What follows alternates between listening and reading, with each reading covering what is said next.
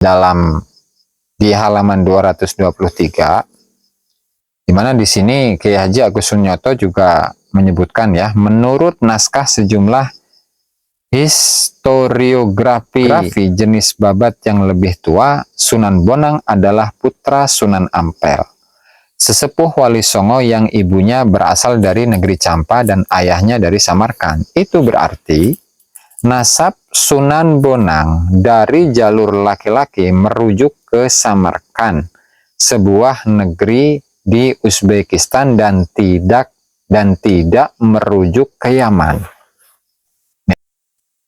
Assalamualaikum warahmatullahi wabarakatuh, para pemirsa, para netizen yang dimuliakan Allah Subhanahu wa Ta'ala.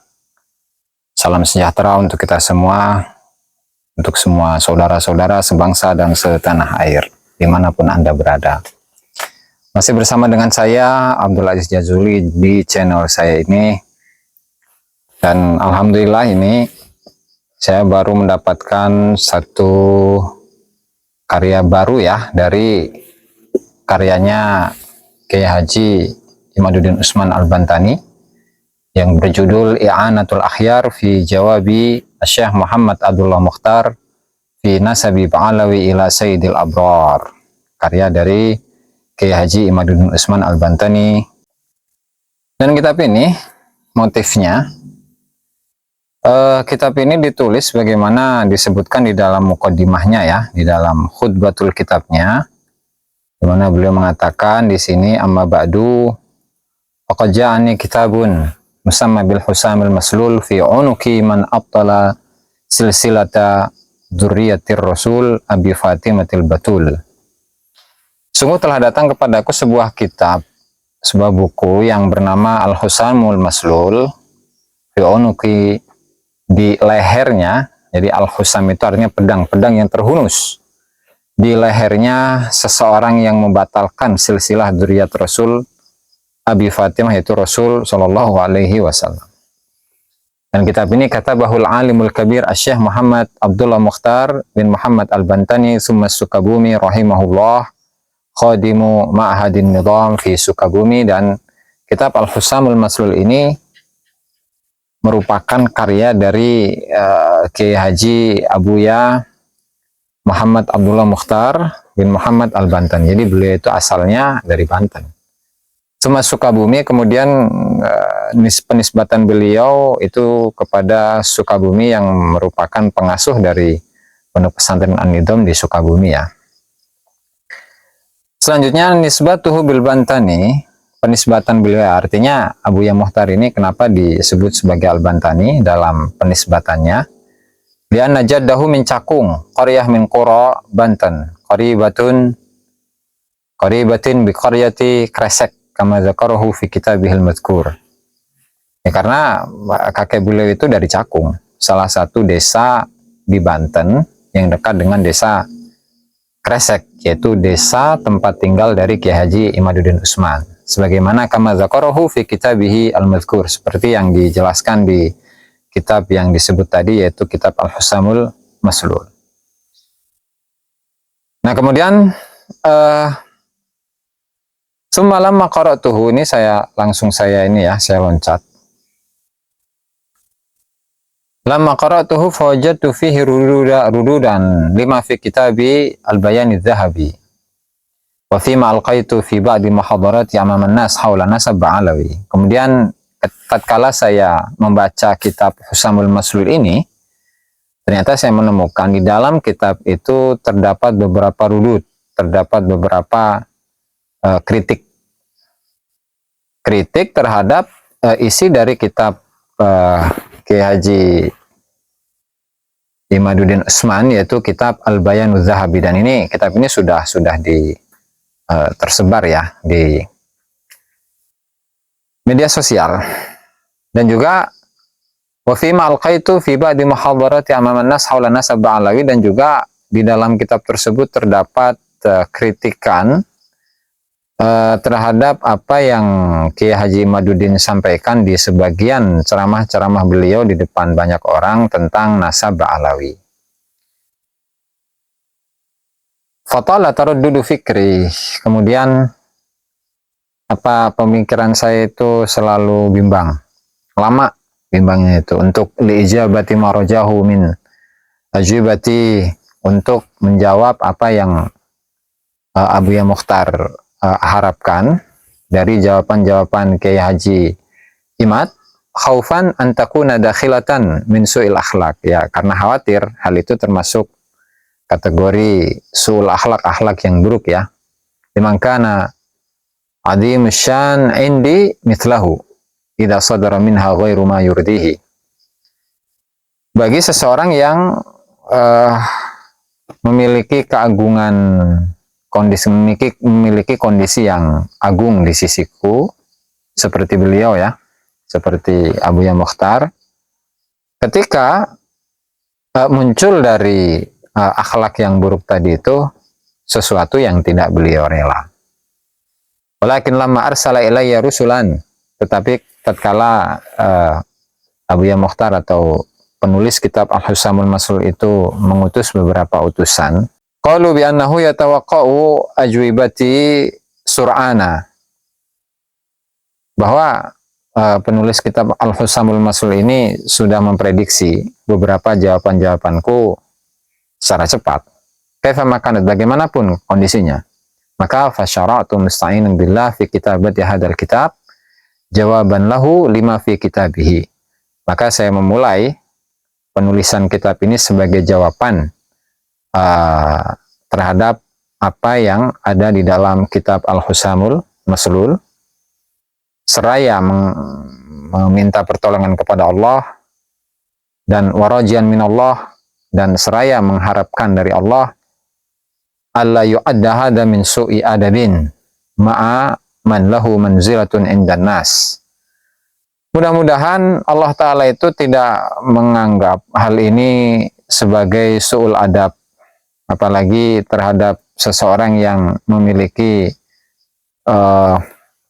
kemuliaan yang tinggi di sisi banyak orang. Wa indahu ta'ala, dan di sisi Allah Ta'ala. Wa sammaituhu i'anatul akhyar fi jawab Syekh Abdullah Mukhtar, dan saya menamakan risalah ini atau kitab ini dengan nama i'anatul akhyar, menolong beberapa orang-orang yang baik, fi jawab Syekh Abdullah Mukhtar. Wallahu asalu yaj'ala hadza min babil mudzakarah, dan saya mohon kepada Allah untuk menjadikan kitab ini termasuk dari bab mudzakarah ya. Jadi mudzakarah itu ya diskusi lah. Lalu mujadalah bukan perdebatan. Wa an yanfa'ahu lana wa li jamil ummatil Muhammadiyah, dan mudah-mudahan Allah Ta'ala memberikan manfaat untuk kitab ini atau dengan kitab ini kepada kita dan kepada semua umat Nabi Muhammad sallallahu alaihi wasallam. Wa sallallahu ala habibi wa qurrati aini Muhammad bin Abdullah wa ala alihi wa sahbihi wa mawala walhamdulillahi rabbil alamin. Jadi motif yang melatar belakangi penulisan dari kitab ini ya lantaran beliau itu diberi sebuah karya, yaitu kitab Al-Husamul Maslul, karya dari Kiai Haji Abu Ya Abdullah Mukhtar, dan itu sudah kita bahas ya di beberapa konten kemarin ya. Untuk temanya, jadi di sini ada 7 tema. Ada 7 tema, yaitu tentang yang pertama fi anna ba'alawi humul ladzina hamalul Islam fi Indonesia, apakah satu pasal tentang bahwasannya Bani Alawi itu merekalah yang membawa Islam ke Indonesia. Kemudian yang kedua fi syuhrati wal istifadah, tentang popularitas dan terkenal ya. Kemudian yang ketiga fi anal alima afdalu minal jahili, bahwasanya orang yang berilmu, ya ini kaitannya dengan orang syarif itu ya. Syarif al-alim ghairu syarif afdalu minal jahili syarif, minasyarifil jahil gitu ya. Dan itu sudah kita bahas di beberapa pembahasan terdahulu.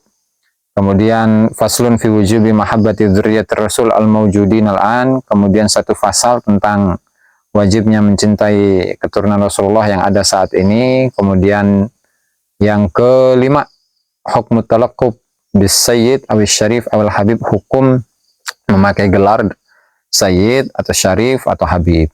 Kemudian yang keenam ya, al-kafaah, tentang kafaah dalam nasab, dalam pernikahan itu ya. Kemudian yang terakhir yaitu hal sahha man qala bi anna nasab ba'alawi qad dzukira fi kutubin nasab, apakah sah bagi seseorang yang mengatakan bahwa nasab Ba'alawi telah disebutkan di dalam kitab-kitab nasab. Nah, hanya saja yang membuat saya tertarik ya untuk katakanlah mereview ya, atau mungkin bisa dikatakan menambahkan materi yang ada di dalam kitab I'anatul Akhyar ini. Jadi sebenarnya untuk tema-tema yang disebutkan di sini itu sudah berkali-kali ditulis oleh Kiai Haji Imaduddin di dalam tulisan beliau yang saat itu dimuat di dalam website Nahdlatul Ulum itu ya .com. Cuman karena ada kendala, websitenya kemudian diarahkan kepada website RMI Banten, RMI NU Banten. Itu bisa ditelaah di sana. Dan kurang lebih ya sebenarnya ini sekedar melengkapi saja. Jadi kitab ini melengkapi hal-hal yang tidak disebutkan di dalam tulisan-tulisan Kiai Haji Imaduddin di dalam websitenya itu ya. Nah, ada satu hal yang membuat saya tertarik, yaitu mengenai tema hal Ba'alawi humul ladina hamalul Islam ila Indonesia, halaman 7 ya. Di mana Kiai Haji Imaduddin itu menyebutkan faslun hal Ba'alawi humul ladina hamalul Islam fi Indonesia, apakah Ba'alawi itu merekalah yang membawa atau mendakwahkan Islam ke Indonesia. Nah, adapun yang dikatakan oleh penulis kitab Al-Husamul Maslul itu, qala Syekh Muhammad Abdullah Mukhtar rahimahullah fil Husamil Maslul, Ba'alawi humul ladina hamalul Islam fi Indonesia wa katsirun minhum man yujahidu listiqlali Indonesia. Ba'alawi merekalah yang mendakwahkan Islam di Indonesia, dan banyak dari mereka yang berjihad, yang berjuang untuk kemerdekaan Indonesia. Kesimpulan dari pemikirannya Abuya Mukhtar bahwasanya beliau menyatakan bahwasanya Ba'alawi itulah yang mendakwahkan Islam di Indonesia. Ya, mungkin yang dimaksud itu adalah Wali Songo gitu ya. Jadi menurut versi sebagian versi bahwasanya Wali Songo itu Ba'alawi. Dan nanti akan kita jelaskan lebih lanjut ya. Kemudian wa katsirun minhum man yujahidu listiqlali Indonesia, dan banyak dari mereka yang berjuang untuk kemerdekaan Indonesia. Jadi walhasil itu adalah yang dituliskan oleh Kiai Haji Abdullah Mukhtar di dalam kitabnya Al-Husam Al-Maslul.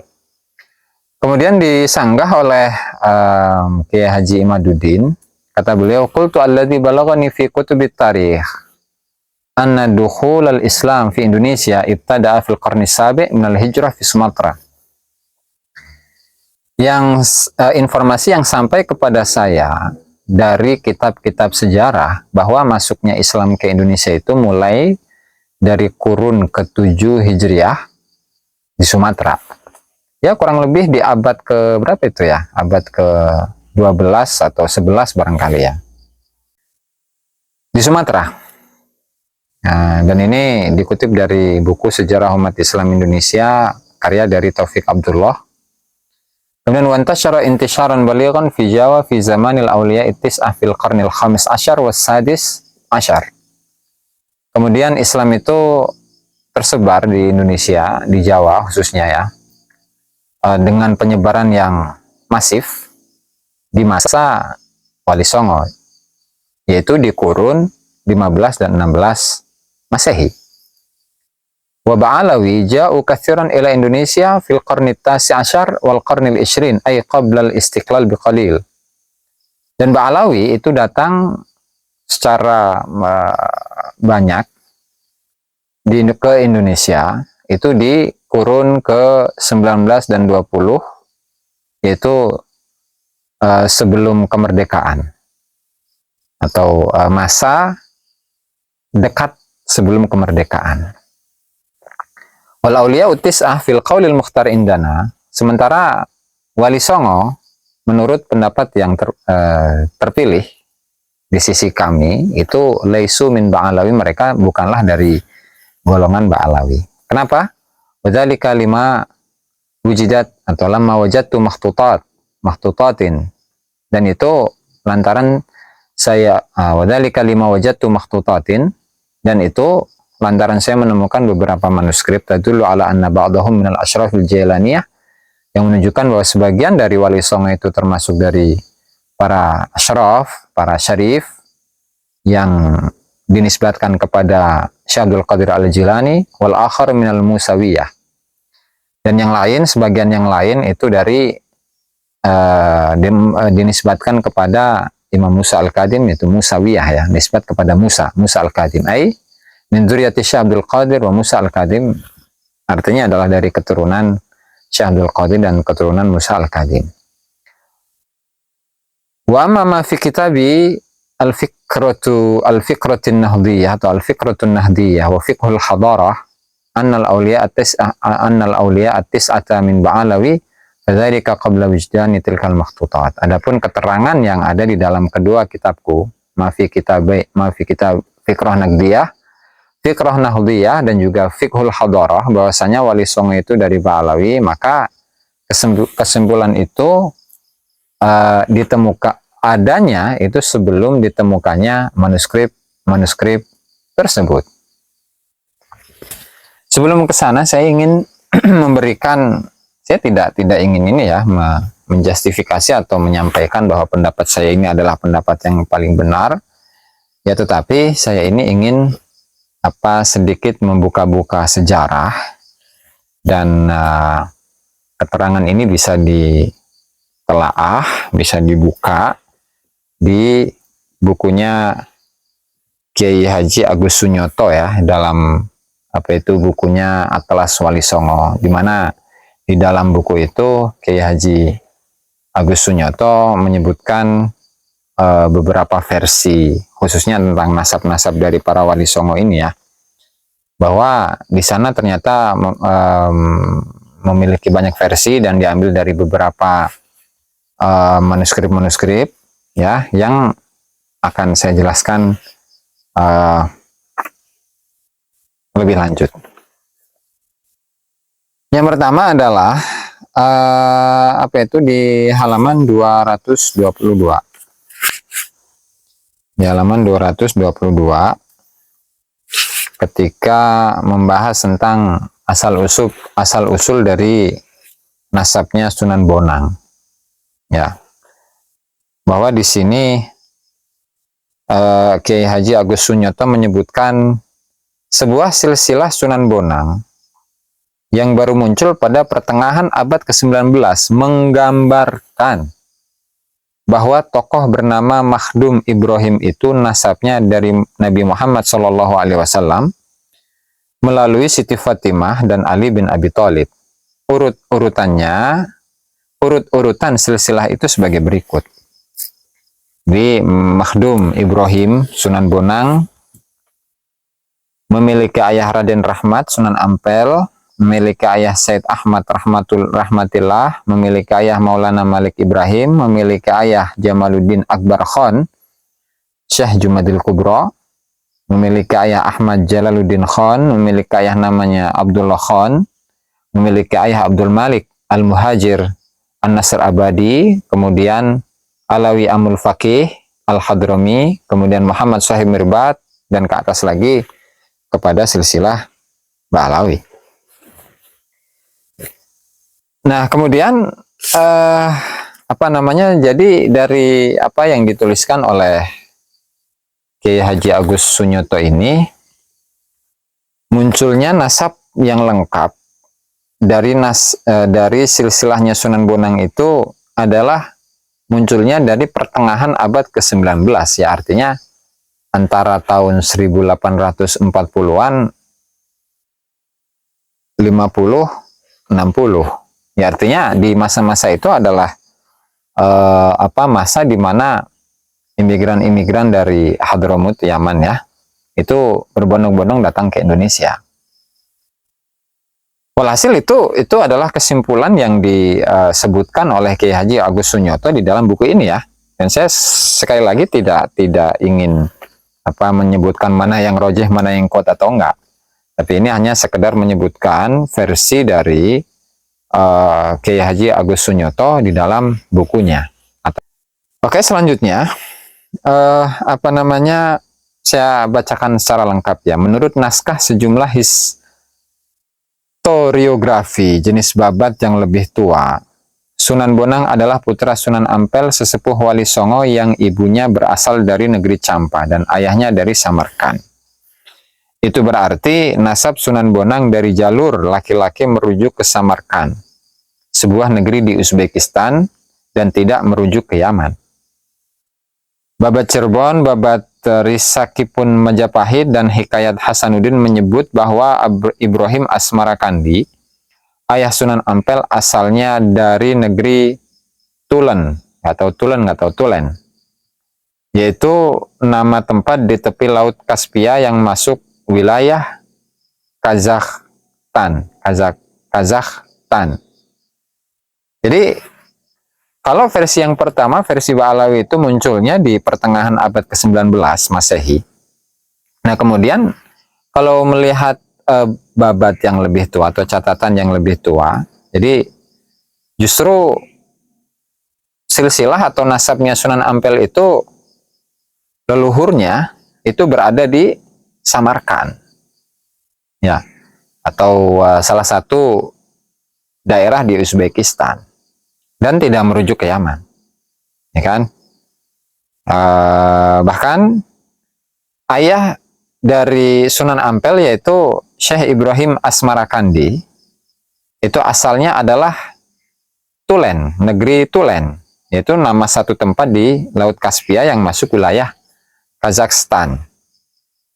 Nah, ini adalah salah satu atau dua versi mengenai nasab atau silsilahnya Sunan Bonang yang disebutkan di dalam kitab, di dalam buku Atlas Wali Songo yang disusun oleh Kiai Haji Agus Sunyoto.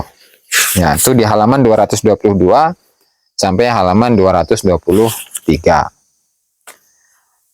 Nah, kemudian di halaman berapa itu? 270, ketika membahas tentang nasabnya Sunan Gunung Jati ya. Jadi kalau di naskah Carita Purwaka Carubanagari, ayahanda Sunan Gunung Jati ialah Sultan Mahmud yang bernama Syarif Abdullah, putra Ali Nurul Alim dari Bani Hashim, keturunan Bani Ismail, yang berkuasa di Ismailiyah, negeri Mesir, yang wilayahnya mencapai Palestina, kediaman Bani Israel. Nah, kalau di sini disebutkan ya, dari naskah Mertasinga, itu menyebutkan nasab yang lumayan ringkas ini, karena hanya menyebutkan beberapa nama saja. Nah, ini saya sebutkan ya, ini di halaman 270, Syarif Hidayatullah atau Sunan Gunung Jati, kemudian Sultan Hud yang berkuasa di negara Bani Israel, yang menikah dengan Nyi Rara Santang, kemudian berayahkan Raja Udara, Raja Mesir, kemudian berayahkan Jumadil Kubro, Syekh Jumadil Kubro, Raja Besar di negeri Kuswa, kemudian berayahkan Zainal Kabir, berayahkan Zainal Abidin, berayahkan Husain, berayahkan Siti Fatimah yang menikah dengan Ali bin Abi Thalib, berayahkan Nabi Muhammad Shallallahu Alaihi Wasallam. Jadi di sini hanya menyebutkan beberapa nama saja. Itu versi Purwaka Caruban Nagari. Itu ada berapa nama nih? 1, 2, 3, 4, 5, 6, 7, 8, 9 ke Rasulullah. Nah, tentu dengan hanya menyebutkan 9 nama tentunya ada beberapa kekurangan ya. Karena kalau tidak salah di masa Wali Songo itu rata-rata nasabnya itu berapa itu? Sekitar 22-an gitu ya. Cuma di sini hanya menyebutkan 9 nama. Ya, walhasil di situ ada beberapa hal yang perlu dilengkapi.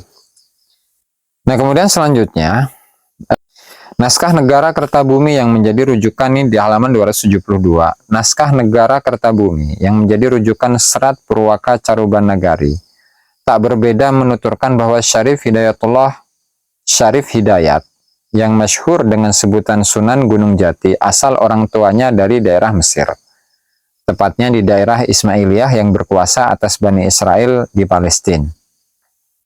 Yang menarik adik Raja Mesir yang menjadi Mahapatih bernama Unkajutra, nama yang sama sekali bukan Arab, tapi lebih dekat dengan nama Yahudi dari klan Jutra atau Jethro.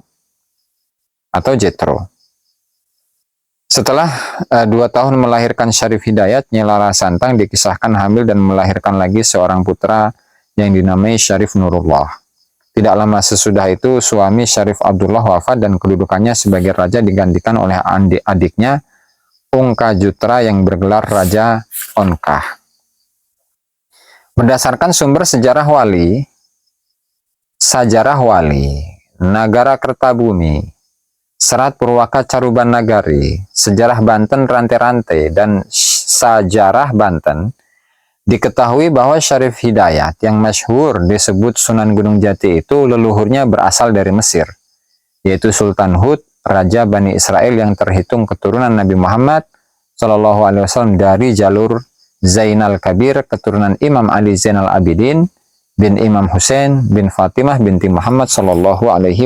Nah, jadi dari versi ini ya yang disebutkan oleh Kiai Haji Agus Sunyoto di dalam kitabnya, di dalam bukunya Atlas Wali Songo, itu tidak menyebutkan bahwasanya Sunan Gunung Jati itu adalah memiliki nasab yang bersambung kepada Ba'alawi. Itu ya. Kemudian selanjutnya,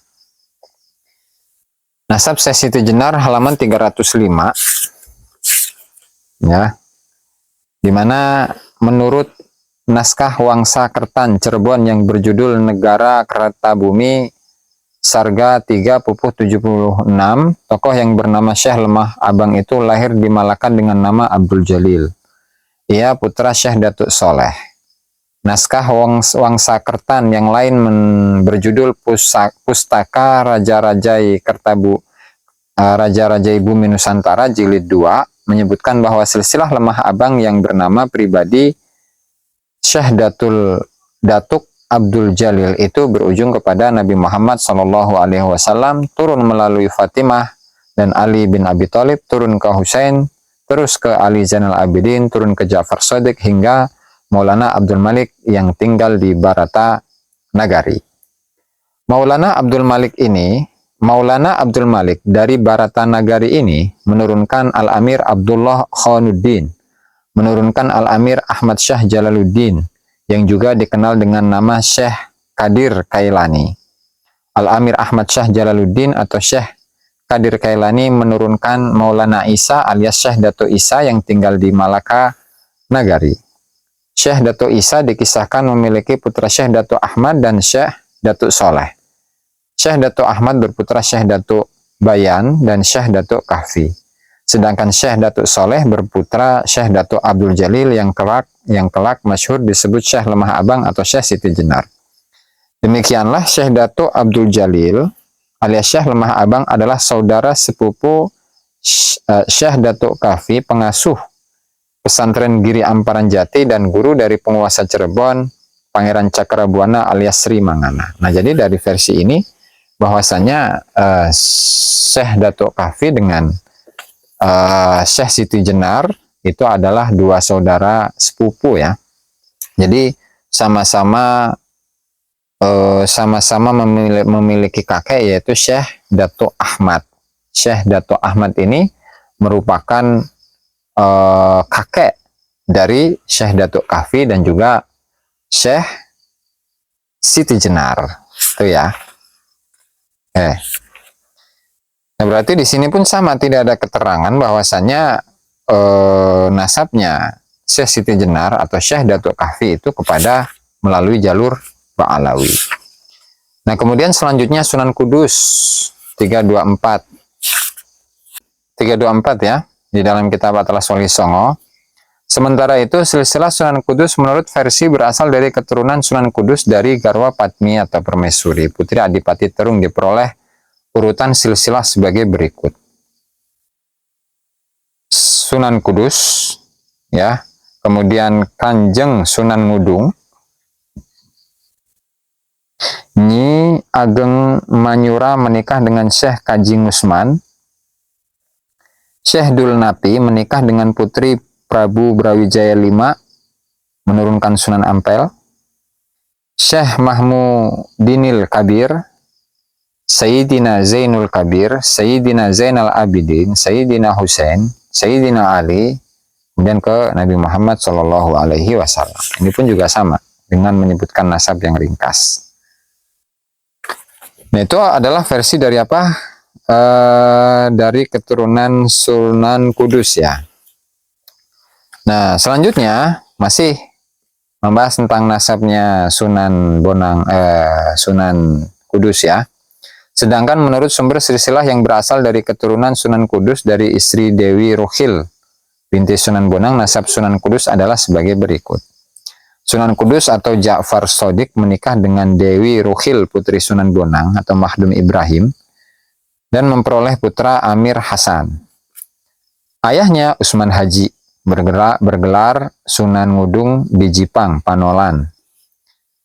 Berayahkan Ibrahim Asmara Kandi, berayahkan Maulana Jumadil Kubro, berayahkan Zainil Husai, nggak ada N-nya ya, Zaini Al-Husai, kemudian Zaini Al-Kubro, kemudian Zainul Alim, kemudian Zainal Abidin, Sayyidina Husain, Sayyidina Ali, dan Nabi Muhammad Sallallahu Alaihi Wasallam.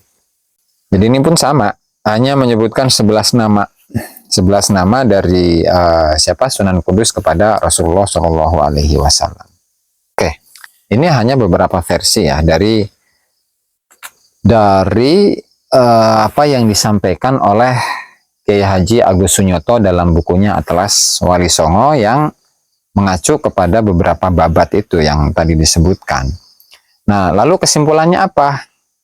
Kesimpulannya adalah ada di halaman 141 ya, ketika membahas tentang para dai-dai yang atau para wali songo ya, dakwah Islam masa wali songo yang mengajarkan atau menebarkan Islam atau menyebarkan agama Islam di Jawa khususnya atau di Nusantara secara umum. Di halaman 141, Kiai Haji Agus Sunyoto menyimpulkan sekalipun para sejarawan sepakat bahwa peranan Wali Songo dalam dakwah Islam di Nusantara, khususnya di Jawa, sangat dominan pada abad ke-15 hingga ke-16. Namun mengenai asal-usul para Wali Songo yang diliputi berbagai cerita mistis itu terdapat keberagaman penafsiran. Sebagian di antara mereka ditengarai sebagai keturunan orang asing, menilik nama orang tua, cerita asal-usul, dan garis silsilah yang ditinggalkan tokoh-tokoh Wali Songo. Diketahui bahwa sebagian di antara mereka adalah keturunan tokoh yang berasal dari negeri yang jauh dari Jawa, seperti Champa atau Vietnam, Gujarat atau India, Samarkand atau Uzbekistan, Maghribi atau Maroko, Mongolia, dan Persia. Meski belakangan bermunculan silsilah-silsilah dan cerita-cerita baru yang berusaha menjelaskan susul jalur dari asal-usul para tokoh Wali Songo, namun dalam konteks keilmuan, usaha-usaha tersebut kurang dapat dipertanggungjawabkan secara ilmiah. Nah, sehingga ini adalah sebuah kesimpulan ya yang disampaikan oleh Kiai Haji Agus Sunyoto di dalam bukunya Atlas Wali Songo. Jadi memang ada versi nasab dari Wali Songo yang bersambung kepada Ba'alawi. Namun seperti yang dijelaskan tadi di awal, bahwasanya munculnya nasab yang lengkap tersebut dari jalur Ba'alawi itu munculnya adalah di pertengahan abad 19 Masehi.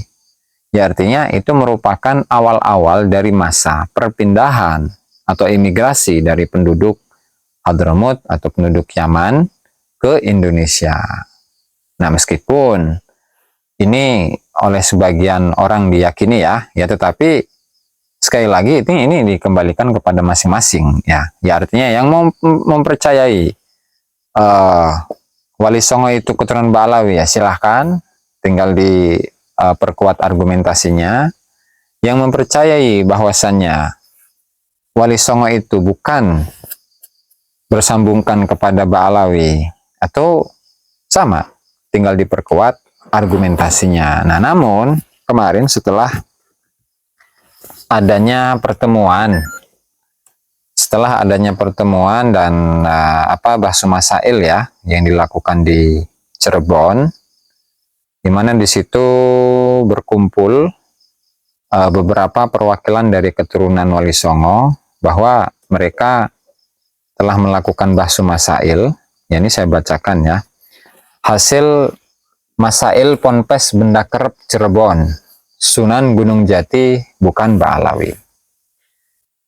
Setelah dilakukan diskusi dan bedah nasab, baik dari kajian manuskrip, satu, yang kedua, kajian kitab nasab, yang ketiga, isbat internasional, yang keempat, uji genetika tes DNA, dan dihadiri oleh banyak tokoh lintas keturunan Wali Songo dan terutama keturunan langsung Sunan Gunung Jati, baik dari beberapa keturunan Kesultanan Cirebon dan beberapa keturunan dari Kesultanan Banten, maupun daerah lainnya seperti Purwakarta, Sukabumi, dan Garut.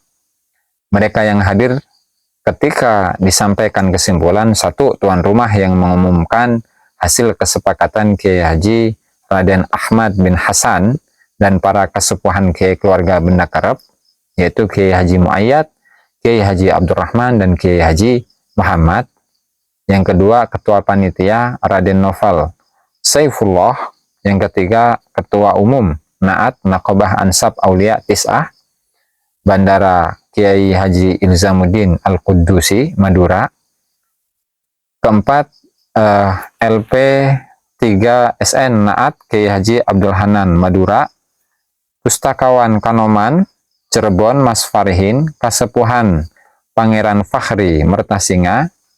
Ketujuh, Raden Tubagus RTB ya, Ratu Bagus mungkin ya, Ratu Bagus Nur Fadil Al-Bantani. Yang ke-8, Kiai Haji Imaduddin Usman Al-Bantani. Yang ke-9, KRT Fakih Wira Hadiningrat Trah Hamengkubuwono Yogyakarta. Yang ke-10, Raden Muhammad RM Raden Mas Panji Natanegara Trah Hamengkubuwono Yogyakarta. Putusan Patih Khodiron Kanoman Tengku Al-Kusyasi Aceh, Haji Erwin Farsil Syarif Zabidi Madura, Gus Islah Surakarta, dan lain sebagainya. Maka setelah berdiskusi dan melakukan kajian ilmiah, dihasilkan kesimpulan bahwa Sunan Gunung Jati Syarif Hidayatullah bukanlah dari jalur turunan Ba'alawi Yaman, melainkan dari jalur Al-Bukhari, Al-Kazimi, Al-Husaini, dan nasab Ba'alawi disimpulkan mukhtalaf fihi. Demikian risalah Gotra Sawala Benda Kerep Cirebon, dan dari peristiwa bersejarah ini akan menjadi pondasi bagi langkah maju pelurusan nasab dzurriyyah Nabi di Nusantara Cirebon, di Nusantara. Cirebon 30 Juli 2023. Jadi kesimpulannya bahwasanya nasab dari, kalau yang di sini kan versi Sunan Gunung Jati ya.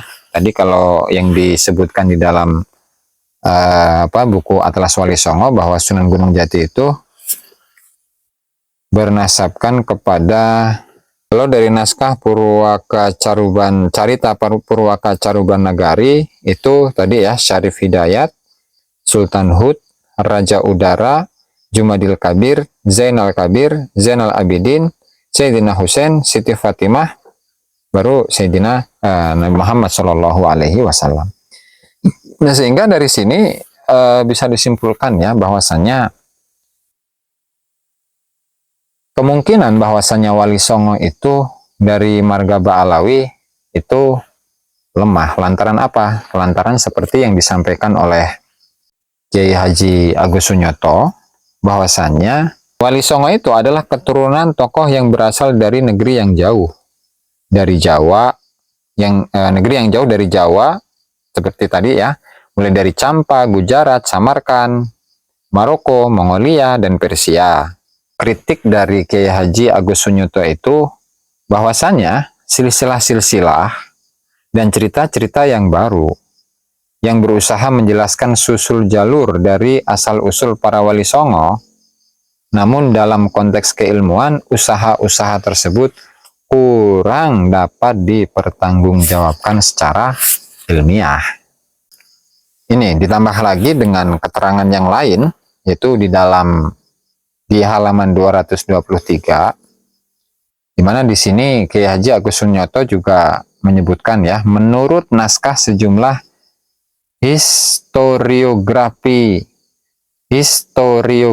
jenis babat yang lebih tua, Sunan Bonang adalah putra Sunan Ampel, sesepuh Wali Songo yang ibunya berasal dari negeri Campa dan ayahnya dari Samarkand. Itu berarti nasab Sunan Bonang dari jalur laki-laki merujuk ke Samarkand, sebuah negeri di Uzbekistan, dan tidak merujuk ke Yaman. Nah, ini kesimpulan yang disampaikan oleh Kiai Haji Agus Sunyoto. Berarti Kiai Haji Agus Sunyoto itu lebih menguatkan bahwasanya khususnya ini ya, Sunan Bonang yang merupakan putra dari Sunan Ampel itu leluhurnya bukanlah dari Yaman, dengan merujuk kepada babat-babat yang lebih tua. Nah, sehingga hal ini mungkin bisa menjadi penguat terhadap atau atas hasil bahsu masail yang dilakukan di Benda Kerep, ya kan? Dan mudah-mudahan ini bisa menjadi tambahan pengetahuan lah bagi kita semua, bahwasanya dari keterangan yang disampaikan oleh Kiai Haji Agus Sunyoto di dalam bukunya Atlas Wali Songo, dengan merujuk kepada naskah-naskah klasik ya, atau manuskrip-manuskrip, atau melalui babat-babat klasik, itu menunjukkan bahwasanya apa yang disampaikan oleh Kiai Haji Abdullah Mukhtar di dalam bukunya Al-Husamul Maslul, bahwasanya Wali Songo itu merupakan keturunan dari Ba'alawi, itu pendapatnya kurang kuat. Nah, makanya di sini pun pertegas lagi ya oleh Kiai Haji Imaduddin, bahwasanya Wali Songo itu dengan merujuk kepada manuskrip-manuskrip ya, bahwa sebagian dari Wali Songo itu nasabnya kembali kepada para asyraf, para syarif yang nisbatnya itu kepada Syekh Abdul Qadir Jailani atau keturunan dari Tuan Syekh Abdul Qadir Al-Jailani, dan sebagian yang lain itu adalah dari keturunan Syekh atau Sayyid Musa Al-Kadzim. Gitu ya, mudah-mudahan ini bisa menambah pengetahuan bagi kita semua, dan mudah-mudahan apa yang saya sampaikan ini bermanfaat ya. Dan sebelumnya saya mohon maaf jika ada kata-kata yang salah, kurang dan lebihnya saya mohon maaf. Wallahul muwaffiq ila aqwamit thoriq. Wassalamualaikum warahmatullahi wabarakatuh.